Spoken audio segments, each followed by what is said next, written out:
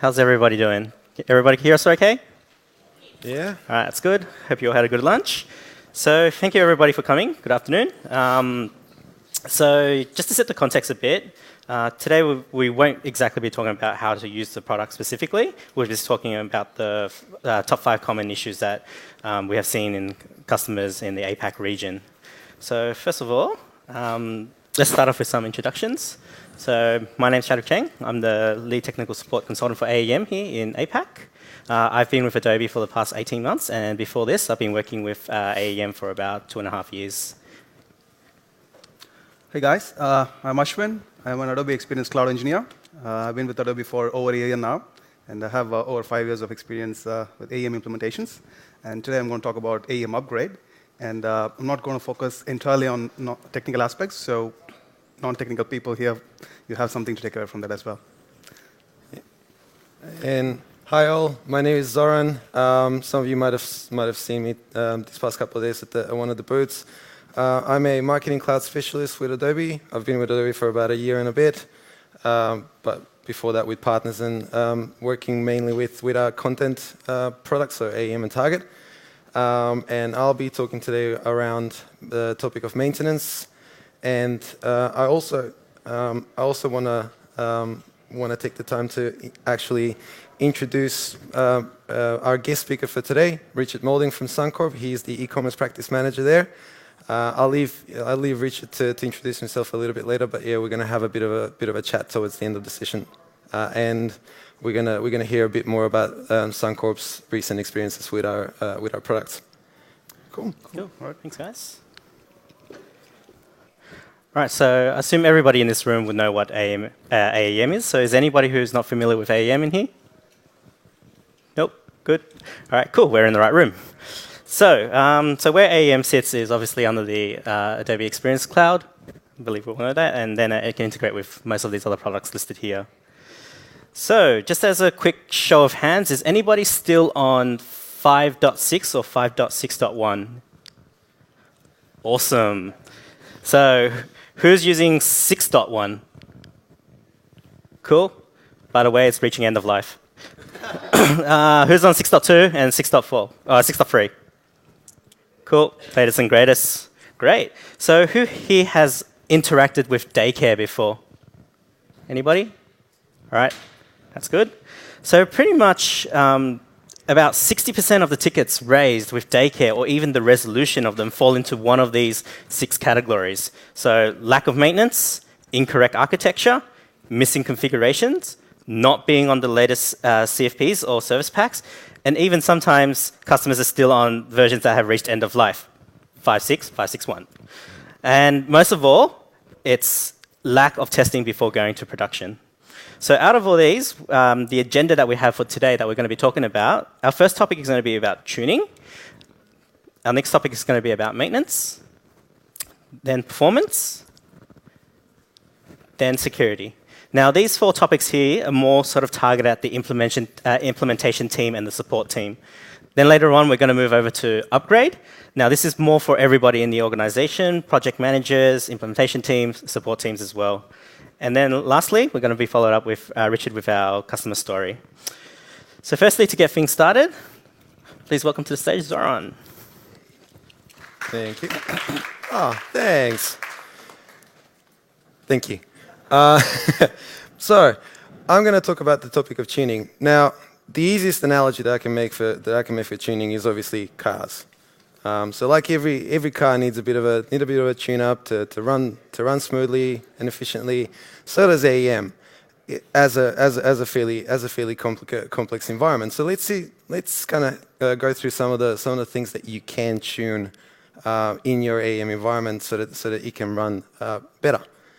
So at the core of AEM as technology lies storage. All of the data almost all of the data, which includes your indexes, your code, your assets, and site content, is stored in the Apache Oak node storage. So this makes the choice that you make of how you're gonna organize and store that data really crucial to the success of your AEM installations. We give customers generally two options out of the box for managing your storage. Either a segment node store, which allows you to store your content and data into tar files, or using a MongoDB cluster. Now, that's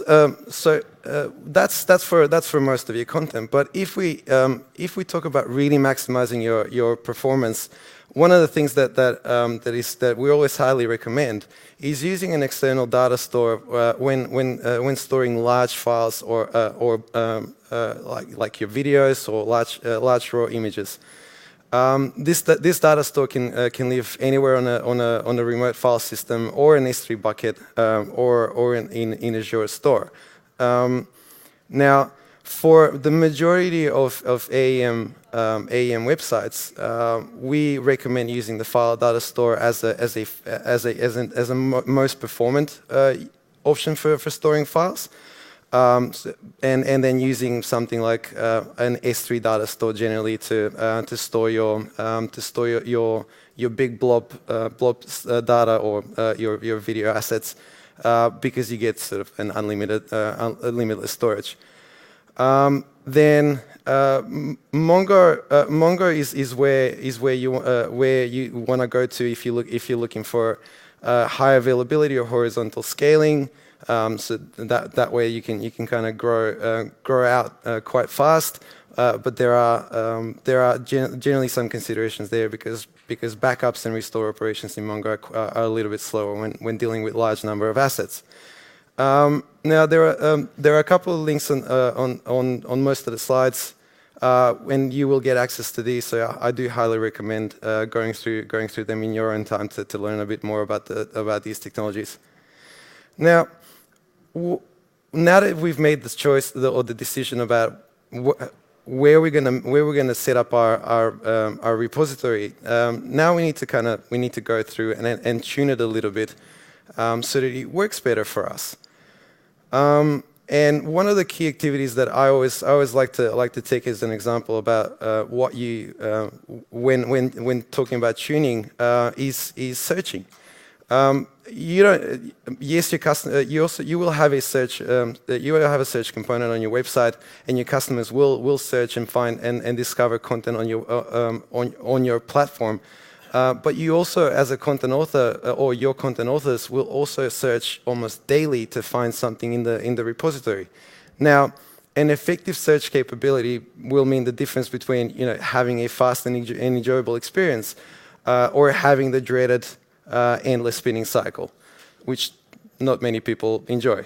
And also, running an expensive search query in your AEM repository can actually run into the risk of overloading and crashing bringing down your AEM environment, which you definitely do not want to happen.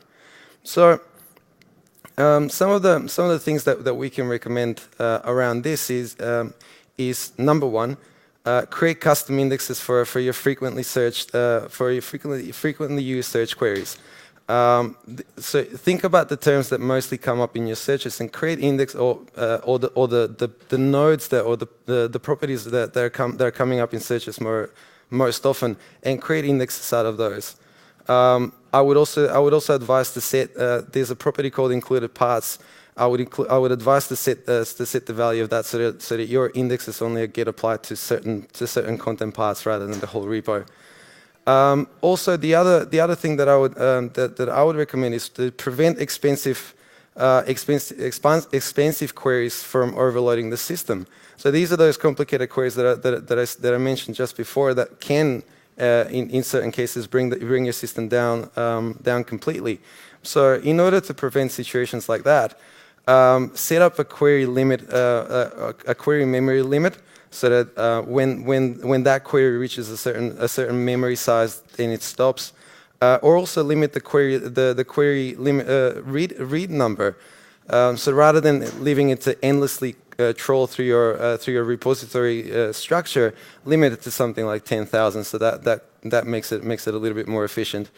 And then for Mongo specifically, also limit the index update limit as well, so that you don't run into performance issues with Mongo.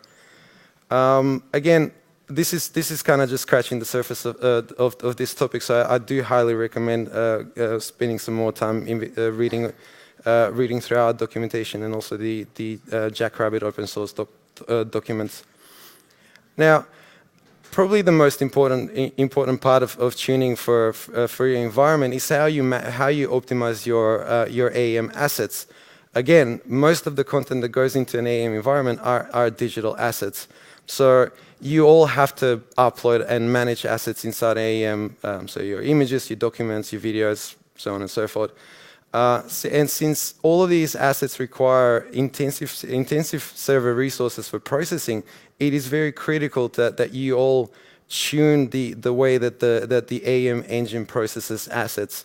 So the three key points to consider, and we'll go into detail on all three in the next slides, are replication, how you set up and optimize your workflows, and then finally sort of reiterating a bit on storage and network.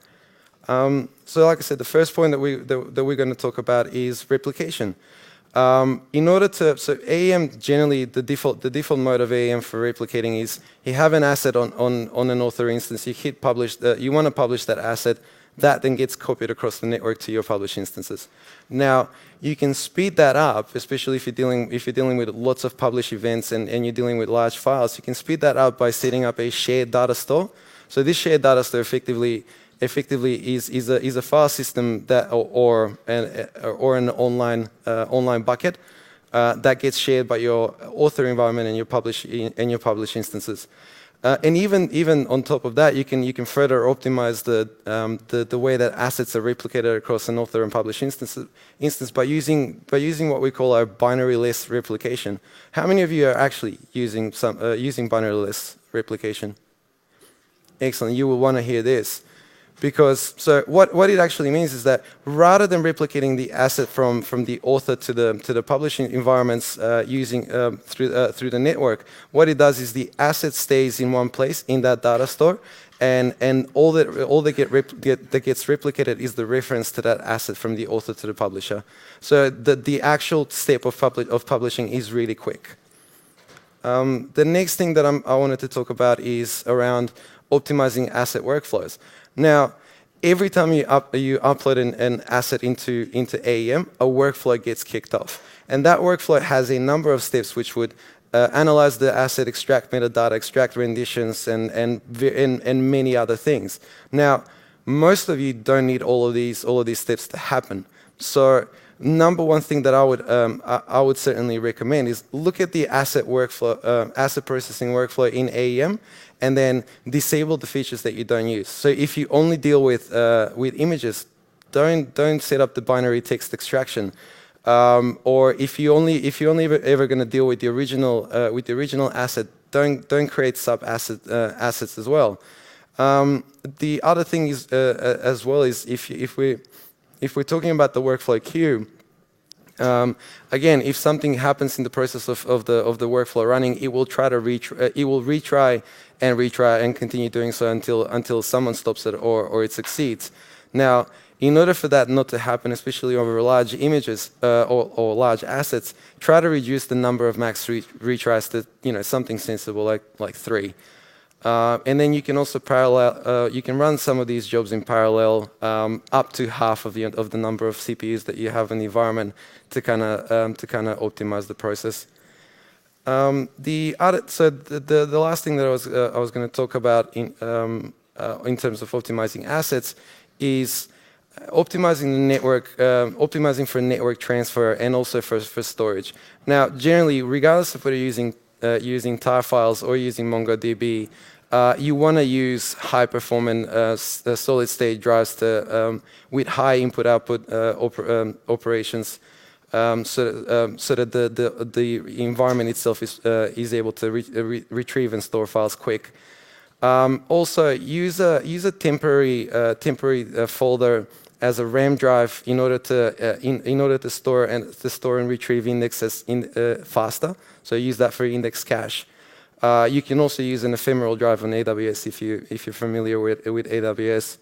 The other thing that I would also recommend is configure an external blob store that you can share across AAM instances. Last thing that you want to do with a large repository is to have to constantly copy files back and forth between author and publisher. So you want to share those across and keep those replication actions quick. And then also use HTTPS versus HTTP for transfer. Because it's a secure transfer, everything's going to go much faster through your firewalls.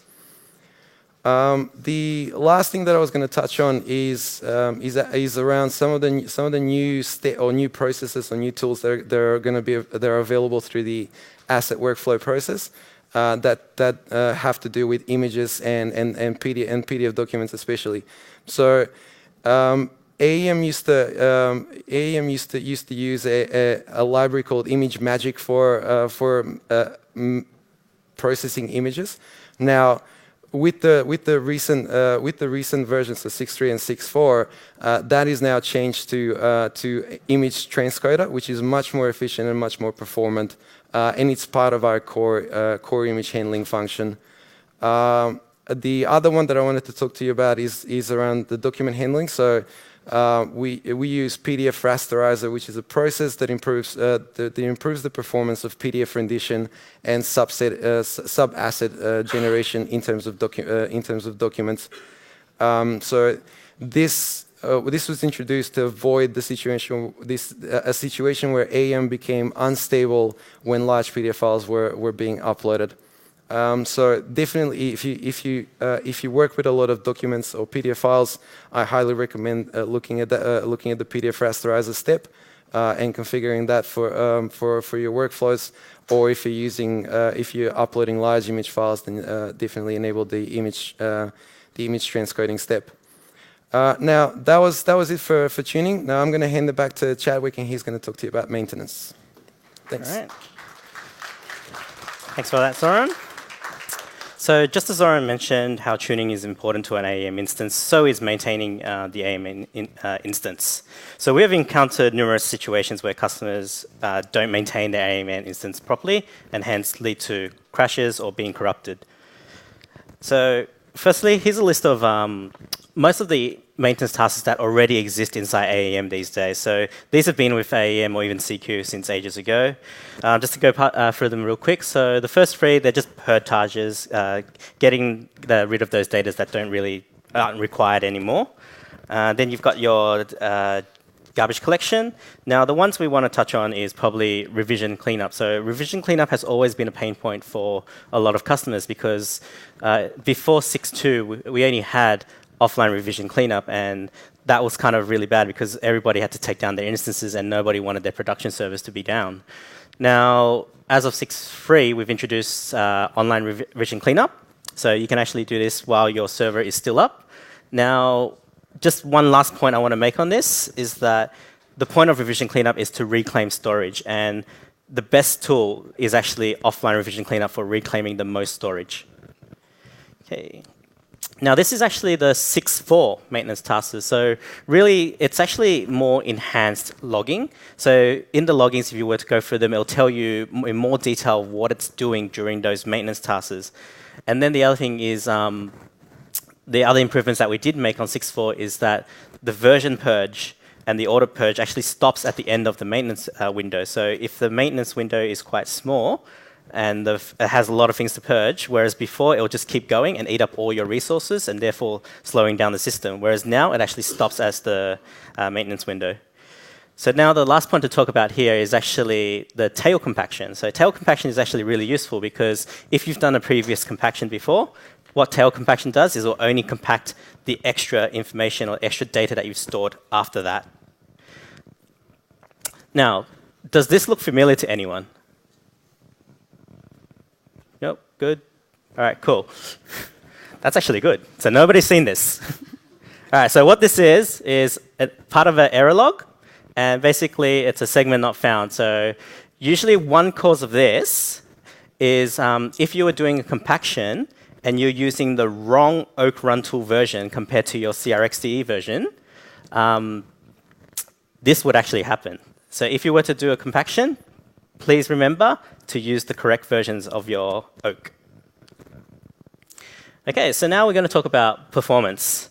So performance, we actually have 3 different sections. We've got the applications performance, and then we've also got caching strategy, and we'll talk about a bit about indexing. So first of all, for site performance. Now, how can you increase site performance? The first thing that we do recommend is to have all your API calls to be handled on the client side. And to go hand in hand with this is to make your external service calls fault tolerant. So what does this actually mean? Set timeouts on your API calls. You can even cache the API calls. Or you can have an exponential backoff algorithm. What this actually means is if the call to the API and the API actually fails, every time it fails, it should fail quicker. And it will even get to a point where your server should be able to tell that this service is no longer going to work anymore, so I'm not going to even bother calling it. Now, the next bit is to optimize your website's client-side performance. Now, how do you do this? Have your CSS in the HTML head, have the JS at the end of the body, and also minify those client libraries. Now, the last thing here would be to obviously cache those JS files and those CSS files as well.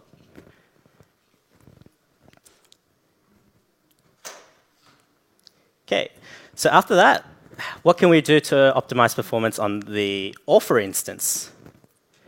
So one thing is to reduce the total amount of components per page. I know that AEM introduces this really cool feature where you can drop as many components as you can, but obviously try to avoid that. And then also is to avoid nesting paragraph systems. So has anybody here who's designed any kind of components that allow you to enter more drop zones, inside drop zones, inside drop zones? Has anybody done that? Cool, don't. So we've got cases before where customers have actually gone 9 levels deep, and this is even in the classic UI. So it's gone 9 levels deep, and the website just does not load on authoring. And this is the reason why, so you should avoid this. All right, cool. Next is just caching. So how can you utilize caching to increase performance? So the easiest way is to implement 2 HTTP headers. So this is the cache control max age and last modified. So I'll just walk you through this on how it would happen. So the browser would actually say, hey, get me a test page.html. Then the CDN will go, I don't have it. The dispatcher will go, I don't have it. So we go back down to the AEM published. AEM published will return a page. It will set the HTTP headers, so max age, last modified. Just a disclaimer here, this is not out of the box, so you'll need to put this in yourself. So then once that happens, the next time the browser comes and requests the page again, has this been modified? And the CDN will know already. No, it hasn't, so it'll return the page straight away. So just with those 2 headers there, you can get a performance increase already. Now, if the request does go through to the CDN. Now, the CDN uses the same header for caching and revalidation as a browser would.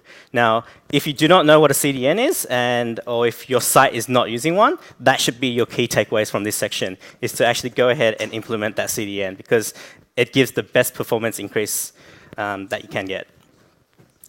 So once you go down to the dispatcher level, one good feature to enable is going to be the TTL feature in the dispatcher. Using the TTL dispatcher, you can even ignore your flush agents. So because the pages will sort of reach their TTL, and then it will go back to the publisher to actually request the page. Now, next is the AEM, as we spoke about. So the AEM is the one that's responsible for putting those 2 headers in there, or could be the place responsible for putting those 2 headers in there. Okay, so next is indexing, which Zoran did talk about before. So it's basically recommended to use one asynchronous Lucene property to index all your custom application queries. And obviously, the things to avoid is avoid indexing everything inside. Like, you do want to break it down, maybe sections of your site and not your whole site. And obviously, avoid querying stuff like NT-based no type. And for more information, you can always go to these links. Okay, next topic, security. So this is kind of like not much people talk about this topic, but we do see that it's a very interesting and important topic to talk about. So let's go forward with it. So let's go user groups and permissions. So who here has actually had a case where somebody's done a change in production or even their test servers, and they don't know who did it, and when you look at the logs, it says admin? Well, this is the reason why. Because you've given everybody admin. So then never modify out-of-the-box groups or user permissions. What you actually do want to do is add the groups as members of the out-of-the-box groups. And then you'll assign those permissions onto those groups and not the users themselves. Now also, if you do have multi-tenant sites and all that, you can utilize the rep glob attribute, and then what you can do, it's kind of like using what's that word, regex to sort of allow the ACLs to modify your ACLs. And once again, we've got more information on that on the helpx. Now we come to the service users. So our recommendation here is not to use the admin session as of 6.1. So you want to use the service users. So why do we want to do this? It's because it adheres to the principle of least privilege. The service users only have access to what they need and exactly what they need. They don't have access to write anything else. Whereas if you did use an admin session, you would sort of be breaking this principle. And also, you don't need to set passwords for admin system users. So then, this is a bit of a contradiction to what we just said before, but for service users, you can actually assign the ACLs directly to them. Then, just to help you a bit, we do have ACS common tools that can help you sort of manage all this, which is the ensure service users. So if users were to be deleted accidentally, or if you had deployment codes and things got out of sync, this is the tool where you can use to ensure that all the service users are always set. Okay, and just a few enhancements that we've made. So as of 6.3, the closed user groups have the API has sort of moved down to the Oak repository level, so it's actually changed. So that's one thing about 6.3. And also in 6.4, you can actually apply closed user groups to DAM assets directly, and that also comes with a new user properties UI. And as mentioned, we've got more information there at the bottom as well. Okay, so now let's welcome Ashwin to talk about Upgrade.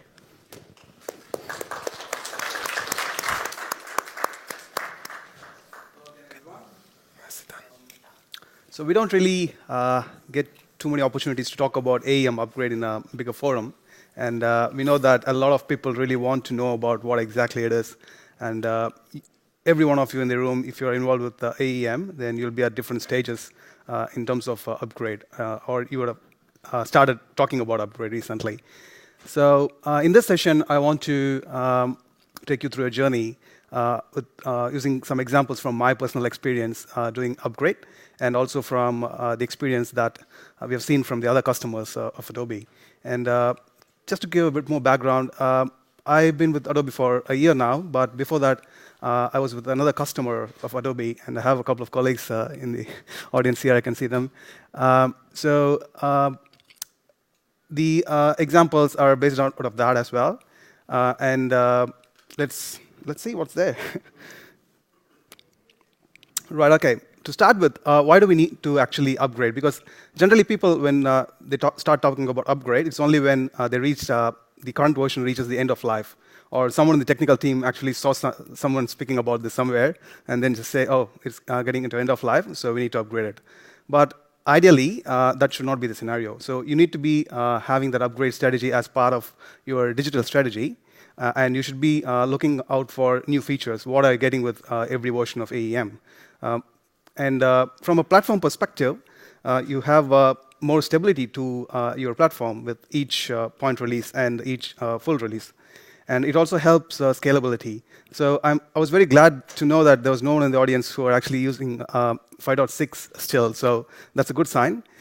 Because if you are in 5.6, you couldn't really scale much. You can't deploy new features onto that platform, so which is good to know. And OK, this is the key one that people usually miss, the ROI perspective, so the return of investment perspective. So I've seen customers who have upgraded to a new version of AEM, but really don't know about what the new features are in that particular version. So I've seen a few hands where people raised about you're using 6.1, 6.3, but is there anyone in the audience who are actually on 6.2 or 6.3, but still using in classic UI? Is there anyone? There are a few. OK, but why? Why did you upgrade in the first place, right? So this is what people miss usually. So there are two aspects to it, obviously, the technical side and the business side. But the return of investment, we always talk about business side. We know that the upgrades are going to bring stability to the platform, but what exactly the business benefit you are getting out of that? So there is a link that I've put in this slide, which will give you a starting point. It doesn't have all the information for you, but it gives you a starting point. And we are here to help as well. So at the end of the session, I'll basically tell you how you can reach out to us to know what you're getting. So this will help you to prepare your business case, basically. Right. So let's talk about the types of releases and updates. And people have confusion about the terminologies that we use when we talk about upgrade. So the general term upgrade refers to a full release of AEM, a new version of AEM. So when you talk about AEM 6.3, 6.4, so these are the full releases, which happens once a year. And then you have maintenance releases that you have throughout the year. And that's when you talk about service packs, cumulative fix packs, hot fixes, feature pack, and stuff like that. So, OK, I'll just put it out there for you to read. So what exactly it is? So the full release, it includes new features and improvements. And it's a yearly release and delivered as a standalone product. So it's not a zipped package. It's basically a JAR file. So you have to go through the upgrade process. And when we talk about service packs, so service packs includes improvements and bugs fixes. So say we have service pack 2 right now for AEM 6.3, which has the improvements and bug fixes. And it's a quarterly release, and it is delivered as a package. So usually the upgrade from one major release to the other major release will be a little more time consuming. But service packs should be pretty straightforward. And then you have the cumulative fix packs. It includes the fixes through specific dates. So Adobe keeps releasing these cumulative fix packs.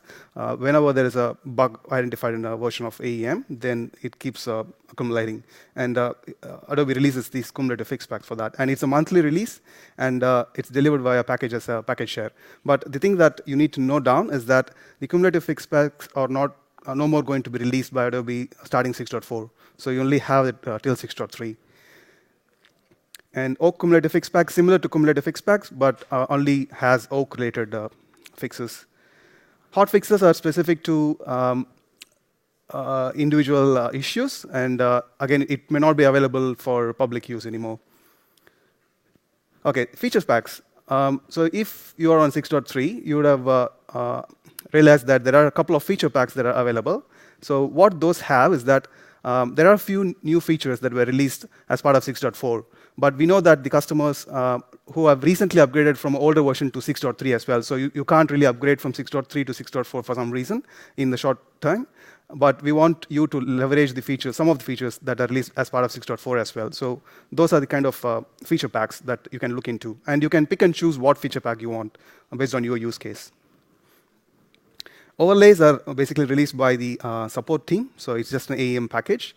It usually has the JavaScript and JSP kind of changes. Right. Now that we know what a full release is and what maintenance releases are, this particular session we are going to focus about just the full release, which is like an yearly release. OK, you can get more information about the releases here in this link. OK. So now, as part of the full release upgrade, what exactly are we upgrading? Obviously, we upgrade the AEM software, and then we also upgrade the custom code that is deployed on top of the AEM software. And the last thing is the interesting one, the authoring user interface. So technically speaking, migrating to Touch UI, it's not part of the platform upgrade itself, but it is not, your journey on upgrade is not complete until you switch to Touch UI and start using the new features.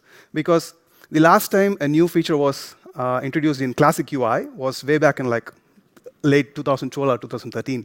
So if you are upgraded to the latest version of AEM and you're still using Classic UI, you're 5 years behind. So what's the point? So that's why I want to talk about it. So we'll talk about it at the after the platform upgrade. Right. So in terms of the AEM platform upgrade, there are a couple of options. You have the in-place upgrade, and then you have the data migration. So in-place upgrade is an approach where the upgrade happens directly on the current instance. And data migration is something where you spin up a new instance, and then you choose to migrate what data you want to be on your new instance. So there are two different approaches. But the key difference is that it really differs based on your use case. So sometimes you may not be, like your business case is that you can't have downtime for your author instance at all for a certain amount of period. And in that case, in-place upgrade may not be feasible for you. So you then go for a data migration. Or sometimes your current instance may have some inconsistencies in the repository, and you don't know, sometimes you get your JCI corrupted or something like that. So in that case, we want a cleaner version of AEM, so you go for the data migration. But looking at the pros and cons, in-place upgrade is the preferred upgrade method that is recommended by Adobe. That is the only method that is documented by Adobe as well.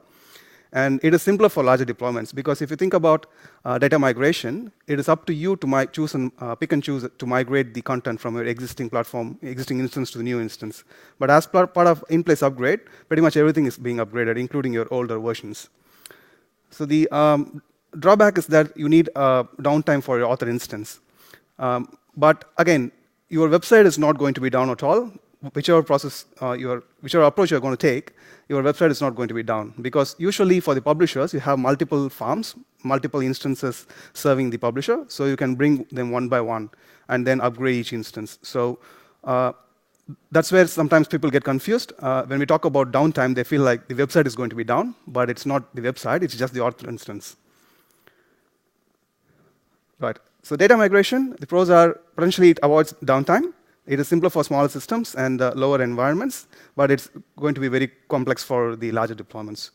And also, it is an unofficial method, so it's not documented. So you might want to reach out to someone who actually tried it somewhere else. So that's what the power user here means. So it's not documented. And it is error-prone as well, obviously, because you are picking and choosing what you are going to migrate. Right. So now we talked about the software upgrade. OK, before going that, is anyone here who have hosted the platform in Adobe Managed Services? Right. So you guys, you actually don't need to worry about what I talked about so far, because it's the responsibility of Adobe Managed Services to do that platform upgrade, right? It's not like 100% everything will be done for you, but most of these will be done for you, and they will recommend you on what exactly you need to do on top of what they do, right? But the code upgrade, it's common for everyone. So it's a custom code. It's something that you have developed to support your application and your business case. So this is something that everyone needs to do. So as part of this is more about for the technical guys here. So you basically install a fresh instance of AEM in your local, and then you deploy your code on top of that.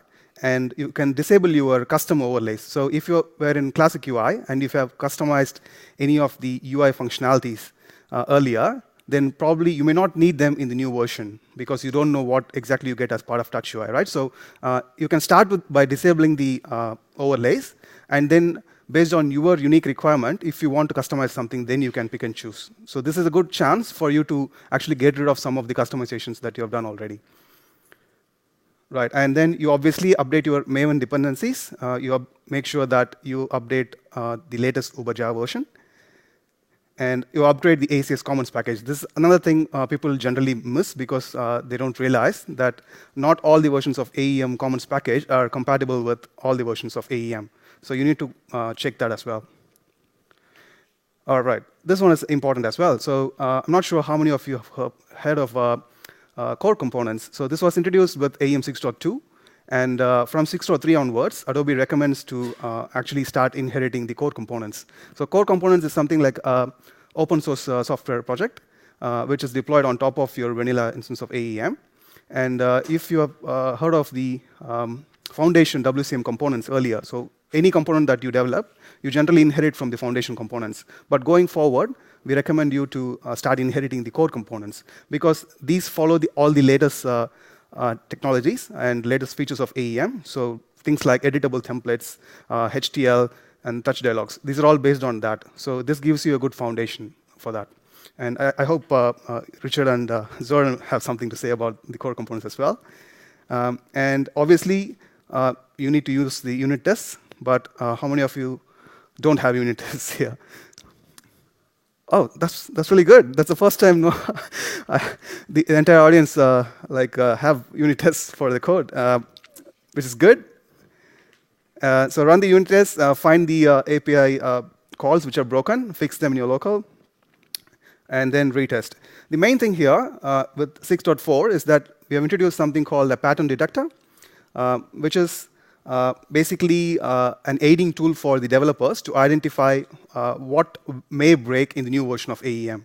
So it's a package that you install on AEM, the older version of AEM. Say, for example, if you're on 6.1, for example, and you want to upgrade to 6.4, then you install this package on 6.1, and then it gives you a report of, OK, these are the code that may break in 6.4. This helps you to fix those issues. So now, not everything is manual now, right? Right. So now you have fixed everything, all your custom code, it's all ready. Now it's time to test your application. Again, talking about testing, the main reason why we do testing is that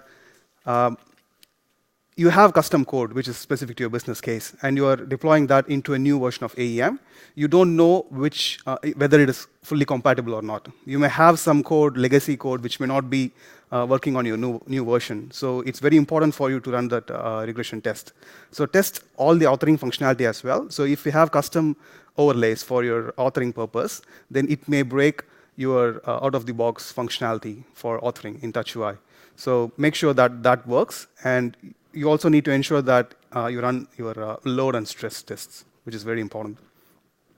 So in addition to that, you need to do some security tests as well, right? Again, it depends on your organization's standards and procedures. OK, this is my favorite. I hope most of the developers here would have had this kind of reaction at some stage in your career. I've had a few times in my career as well. So basically, things work till your staging environment. Everything is all good. All right, OK, let's go. Let's do it. And then you go and start your upgrade, and then you start screaming, oh my God, what's happening here? So we want to avoid those surprises, and I want to give you some pointers on how to avoid surprises. Right, first thing, make sure that you test your upgrade on a production copy of the instance. Otherwise, it's going to be very hard. And the first time that I tried to do the upgrade, the lower environments, I was able to upgrade in like 10 to 15 minutes. Oh. It's all easy. OK.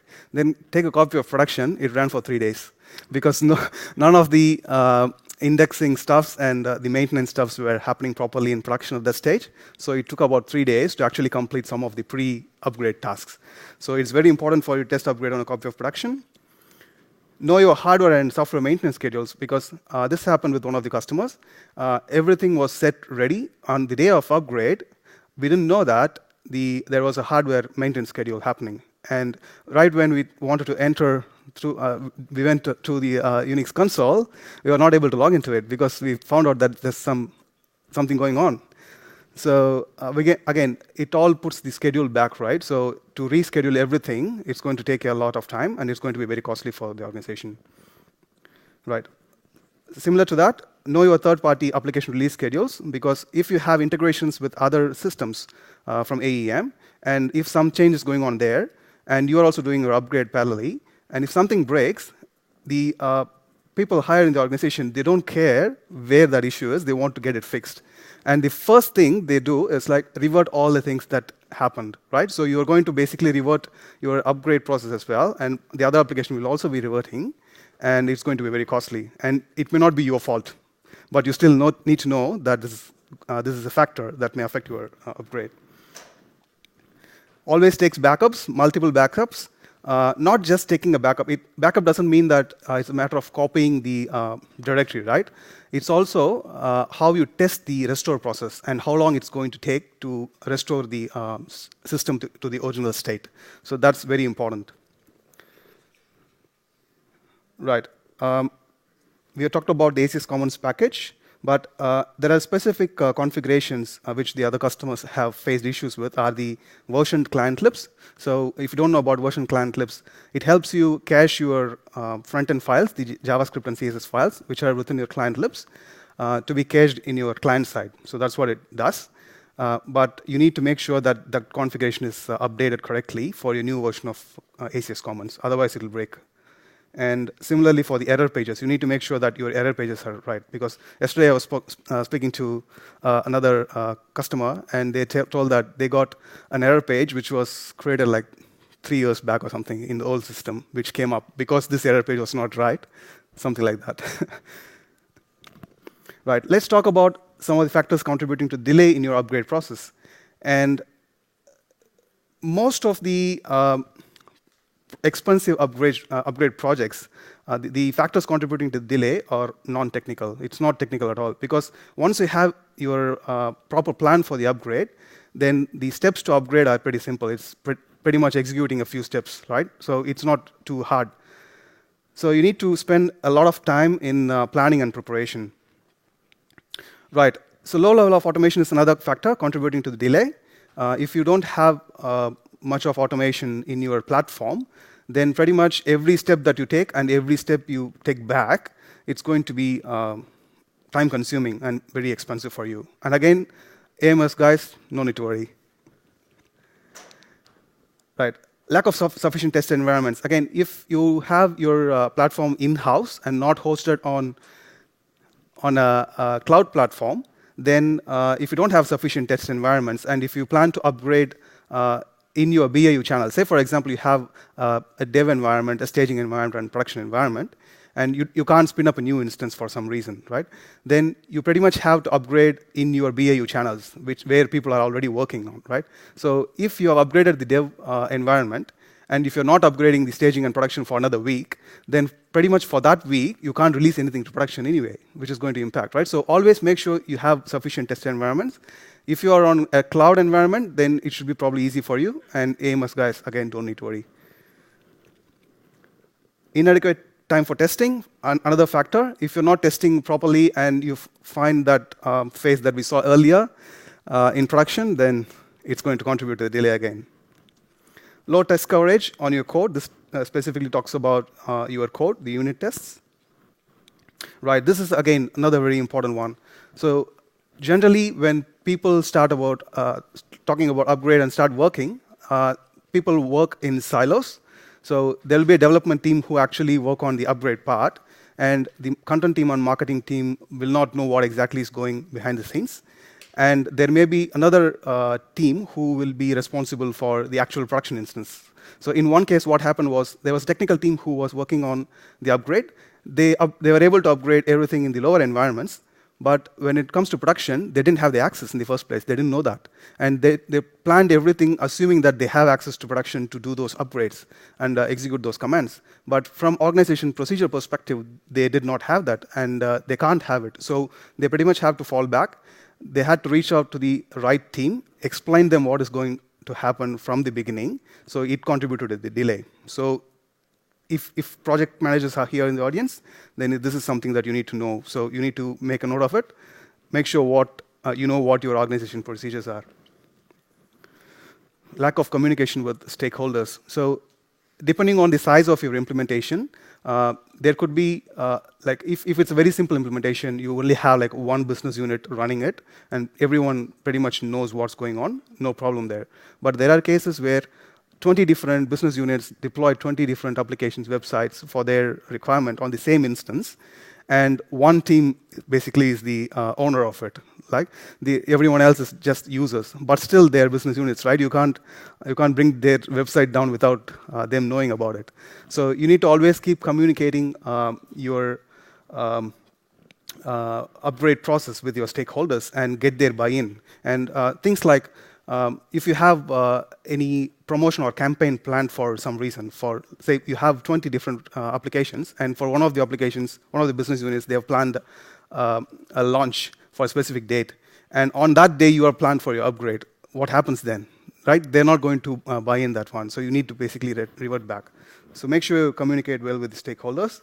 Lack of training, this is very important in terms of realizing the value, because a lot of times people talk about upgrading the platform first. Okay, let's do the platform upgrade first. Let's think about using the features later on, right? But by the time you realize what you have in your current version, you get the next version, and that is more powerful. So which one you want to go ideally? So in terms of training and knowing the features, this should start as soon as you start talking about upgrade. So it's not like a sequential process, it's a parallel process that needs to happen. Make sure you get the right stakeholders and train them, know what you're getting, and if you're a marketer or a content producer, you should know that after the upgrade, this is what I'm going to get. And this is what needs configuration update. This is what needs a development effort. Because sometimes people think like, okay, after upgrade, I'm going to get everything. It's a magic wand. It's not a magic wand. So you need to do some activity, and you need to know what exactly you need to direct your efforts into. Right, OK. Let's spend a few minutes about Touch UI. So whenever we talk about Touch UI, people are like, oh, it's just an authoring stuff. Why do we care? My website is already running fine. The functionality is fine. We have really cool developers. Why do we need to switch to Touch UI? It's a waste of time. But it's not the case, right? So there are, OK, the first thing, as I said, no new feature is coming on Classic UI anymore. It was stopped 5 years back. So that's the first point to start with. And most new features only work with Touch UI. Even like things like experience fragments or content fragments, they don't really work well with the Classic UI. So if you want to use them, you should be in a position to actually be in Touch UI already.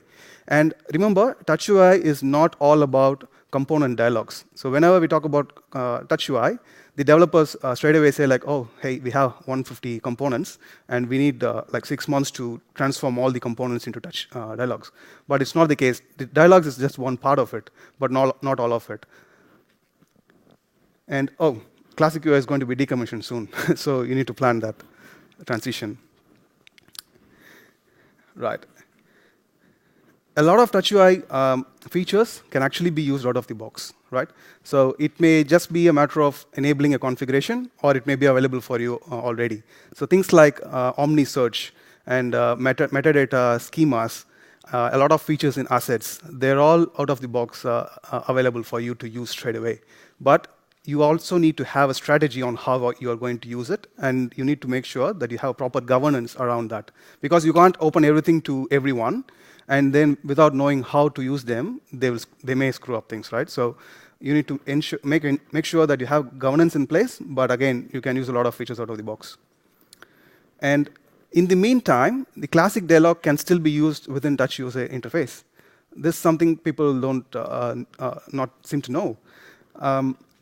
So when you go and navigate into a Touch UI interface and open up a page editor, when you double-click on a dialog, on a component, if the classic dialog is properly configured, that will come up as a dialog for you, even in Touch interface.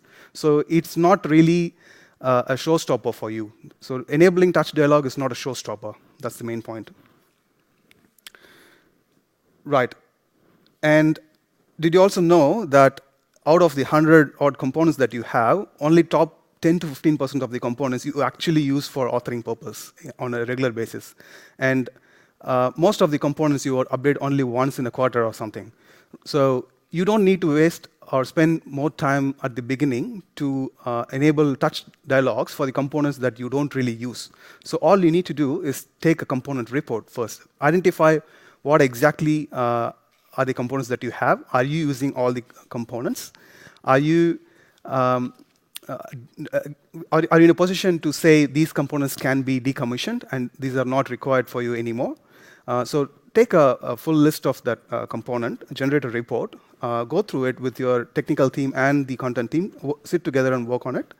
And you will identify that 60% of the components are actually used only in 1 or 2 pages. So you don't really need to spend so much money for those components, because you can do that at a later time when you actually want to do some updates, right?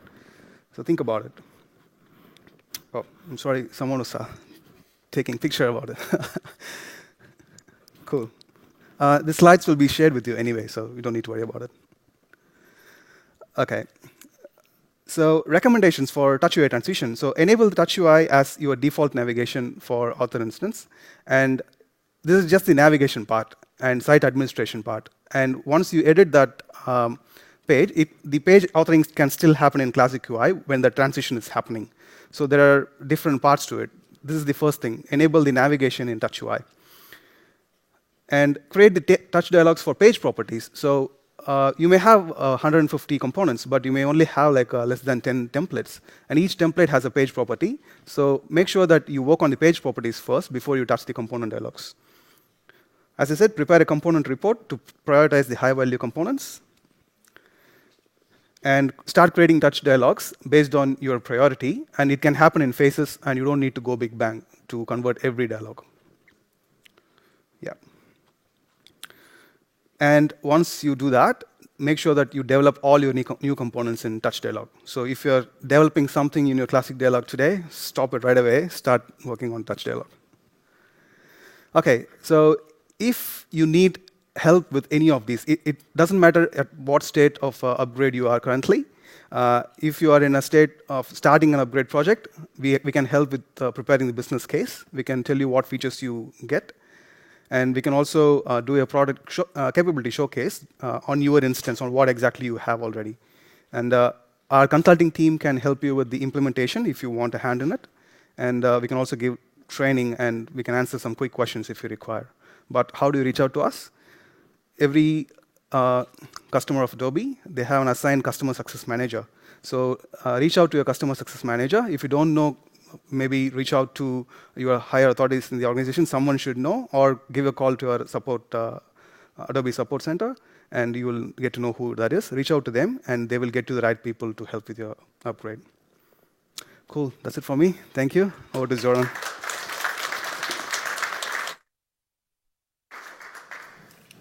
Hi.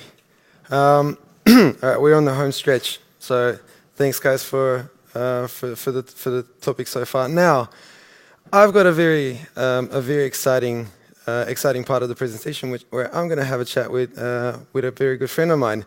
So now that we saw all the things that you can do to make your AEM implementation better, and also that where Ashwin scared you proper about that you need to upgrade and that you need to use Touch UI. I actually wanted to. We wanted to bring someone to the stage to talk about their own experience with their business and their own story of upgrading AEM and sort of what they're thinking next. So, with that said, I would like to welcome Richard on stage. Hey, mate. How's it? Look, first of all, thanks, Richard, for joining us for this session. It really means a lot. I hope you had a really good symposium so far. I hope you enjoyed yourself. Lots of fun. Yep. Lots of fun. But look, before we kick things off, why don't you introduce yourself to the audience? Yeah, sure. Thanks, Zoran. Great to be here. So, Richard Moulding, e-commerce practice manager. I look after a few functions at Suncorp, including SEO, content production, and content management, which probably a lot of you will be familiar with that capability. I do want to apologise up front. For those who are really technical, I'm not going to be very technical. So, yeah, anyway, just calling that out. But I just wanted to give a bit of context. Oh, yeah, sorry, buddy. Yeah, I did just want to give a bit of context around Suncorp and where we're at the moment. So Suncorp, for those who don't know, we've got quite a few brands. We've got GIO, Amy, Shannon's, Bingle, Australian Pensions Insurance. We've got a bit of a house of brands. And that in part has driven some of our strategy. So a couple of weeks ago, we launched a marketplace app, is what we call it. And that was a huge investment by the group. Cost us, and this is public knowledge, around $100 million to build this application. So it's very expensive. But what are these? It's a foundation with numerous APIs that come in from the back-end systems straight into the application. It allows us to offer or create. It's created a marketplace where some of these big technology businesses out there like Google and Apple and Facebook, they're marketplace businesses. we're going down that path. So we're not like a bank where it's banking products. Ours also includes insurance products as well. So we've got third parties that plug straight into this app, such as NIB Health. We launched another one a couple of weeks ago, which was pet insurance. So we're expanding this product range. The whole idea is to bring these brands and this sort of marketplace experience to life. So just so you've got a bit of a context of who we are and where we're going. And a number of our Adobe tools and product solutions are feeding into that. Yeah. Excellent. Well, thank you, Richard, for that introduction, and thank you for letting us know a bit more about Suncorp. Now, I know that recently, about the start of the year, you guys actually went through an AEM upgrade. So you upgraded to version 6.3, I believe. That's right. Yep. So can you tell us a little bit about the motivation behind the upgrade, and also a bit about the upgrade process itself, and some insights and learnings that you got along the way, which I think will be useful for this audience? Yeah, so we moved from version 6.1 to 6.3 just before Christmas. It came on our radar as the business probably around early November or late October, and to be honest, we moved pretty quickly, which was great. So we worked very closely with our IT team. Obviously, there needed to be a lot of UAT, PVT, unit testing, and we were involved in all that along the way. We launched that just before Christmas. What we didn't do is we didn't turn on all the features, which made it quicker to sort of get to market, which does create a bit of an opportunity going forward. So at the moment, we're on Classic UI. You probably heard Ashwin talk about Classic UI, and we're looking at how can we move across to Touch UI. I do look at Touch UI a little bit like Minority Report. I don't know if you've seen that movie with Tom Cruise, where there's that pretty classic scene where he's sort of grabbing these things and sort of playing with them and creating this sort of online experience. Really, he's just trying to find a crook. But either way, it was a great visual to where we're trying to go and where we will go. It's just a matter of how and when. So that's the space I'm in at the moment. And how I look at it is that from a technical perspective, there's sort of four drivers here. Why we do want to move across, and from a technical perspective to sort of, I suppose, clean up some of the tech debt, but also around simplifying the upgrade process going forward as well. Like, a lot of you either have Google or iOS, and if you're upgrading iOS, it's just a pretty simple process. So that's where we're wanting to go. Also, from a customer experience perspective, it's going to be a lot easier to present better, richer experiences using Touch UI. And what I mean by that is like with personalisation, and I'm sure a lot of people in the room are along that journey, but also around test and target, cracking capability, and how do we continue to drive that along. And also the other reason is around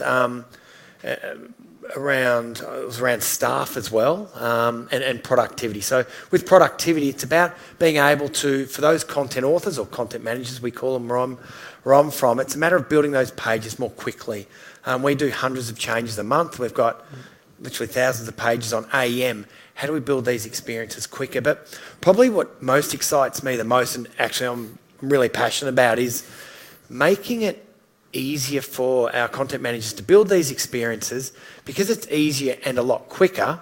That's my understanding anyway, and that's where we're going. It means it frees up their time to actually add more value.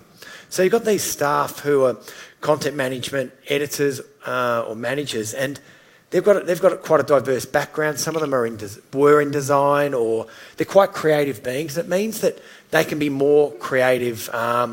Instead of just sort of smashing out a site, they can actually put more sort of thought into how they build those experiences out and make sure they're more integrated as well across the various other platforms we've got. Yeah, that's fantastic. Now, I know Ashwin mentioned core components, and it was a good segue. Thank you. But look, I know that, like myself, you're a strong advocate for open source software, which I think it's fantastic for someone in your position to be of that mind. And I know that you at Suncorp have also already looked at the core components project, and I just wanted to hear some of your thoughts around sort of what how that is that how that's being applied or looked at the moment at Suncorp, and any sort of recommendations or even feedback that you can give us? Yeah, sure. So yeah, as you know, we're currently on. We've got core components. We're looking at an open touch UI. So we've got it's scores of components at the moment. So we're really looking at how can we refine or reduce that number, making it easier to manage those going forward. But also when you're building a site, if you've got, let's say 60, 80, 100, it's a lot easier if you've got, say, 10. But also a number of years back when I used to look after a B to B to C platform, or a B2B platform, and it was a payments platform, and we did have thousands, it's actually over 10,000 merchants who use this platform, and it was a payment gateway, and I remember at the time doing a bit of research, and a little bit off track here, but I'll try and bring it around. I remember looking at PayPal and their model, and what they did, they were part of eBay, and what they did was they had a lot of resources there for developers, and it was around, hey, if you want to include this PayPal solution, e-commerce solution, here's how you do it. And that was really appealing to me. I thought, geez, they're one of our competitors. What a clever way of getting market share, making it easy for developers, making it easy for the business to go, hey, let's get PayPal.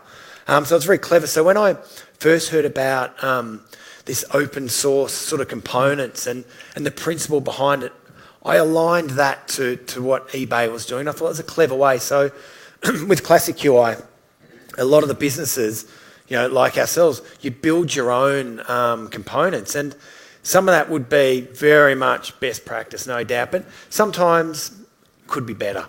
So at least this way, the way I viewed it was Adobe's gone in, they've looked at all their clients, they've looked at best practice, they've lifted that best practice, because they can look at all the back-end code, by the way, all of our sites, so they can pull out the best practice and use that to then go, hey, all our customers, you can use this core component. So that's why I'm pretty passionate about these core components and why we should really move across. Plus, Classic UI is not going to be supported soonishly, so that's another driver for us moving across. But as I mentioned earlier, with this marketplace app, we've been challenged a bit with priorities. So there's a lot of demand for the business, a lot of demand for digital transformation. So it's trying to work through how do we make the right decision. So how do we move across to Touch UI? And so what we did recently was working with IT, and we've got one of our IT leads here, David here, but working with them to get a proof of value. You've heard of proof of concept. I like proof of value because the intention is you can deliver value at the end. So we actually got a proof of value up and running. We did get Adobe in to help guide us a little bit. We had IT and the business working closer to build out a proof of concept. We've built a homepage out now. We're going to look to extend that across a few more pages to then work out, well, this can work well. Actually, we're struggling in this space, but we're literally having a catch-up tomorrow around how that's going, and hopefully we can get a proof of value 2 up and underway. That's part of my goal as well. But one of the little tricks I used to sort of get the business to understand where we want to go and the importance was around a bit of a story of like this old print press, and it's not as old as, that's not the environment we're in at the moment, but just to get the emotions running, and this old print press, and then the, as I mentioned earlier, that minority report sort of, so I said, here's where we are to an extent now, here's where we want to go, so we need your support, and so hopefully I might have to pull that printing press view out again to get proof of concept 2 sort of underway. Well, I'm sure it's going to be a smashing success. That's the hope. Awesome. Well, look, Richard, we can keep talking for hours on this, but I really like to again thank you for sharing the Suncorp story with us and the audience here, and I'm really looking forward to seeing all the results of the hard work that you guys have put in. I know it's going to be sensational, so keep up the good work. Again, guys. Another round of applause for Richard. Thank you. And I think now I'm gonna hand it off to Chad, and we're gonna wrap up. All right. Thanks. All right. So once again, thank you, Richard and Zoran. So hopefully that was a good chunk of information for everybody here. So just to recap a bit, the key takeaways that we want you guys to walk away with is store large files on your external data stores, tune your configurations, have a robust maintenance and system monitoring plan, and always try to upgrade to the latest versions. And last but not least, test comprehensively before moving to production. Now, as Ashwin mentioned, if you were with AMS, and this is a good reason to go to AMS, is the top 4, it's not your problem. It will become our problem if you're with AMS. So, yeah, so what's next after this? If you want more information, you can always go to these links. So we introduced the Experience League. That's kind of like umbrella over the rest. It'll be a good place to start. HelpX is always good. That's where we have a lot of best practices, more in-depth implementation guides on all the different solutions, not just AEM. And then obviously inside HelpX, we have office hours, so you can actually view videos that have already been presented before, and also videos and sessions that are to come. Thanks for coming, everyone.